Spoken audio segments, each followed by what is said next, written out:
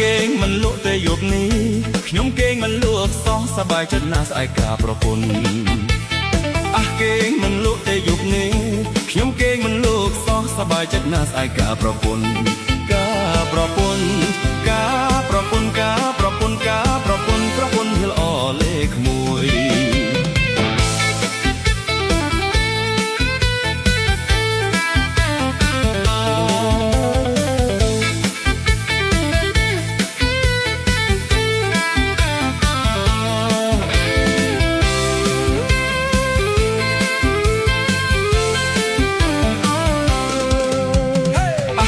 សប្បាយយ៉ាងណាលោកអើយសប្បាយដល់ហើយខ្ញុំលែងអោបខ្នាយអោបប្រពន្ធវិញ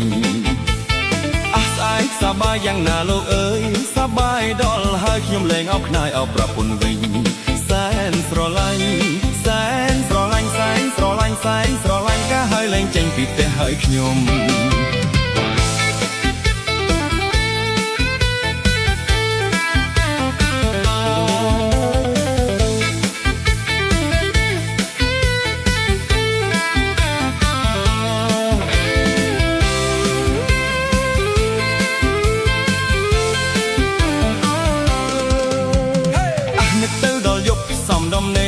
ខ្ញុំដូចជាភ័យខ្លាចចេះតែញាក់ភ្នែកខ្លាចតែសីធំ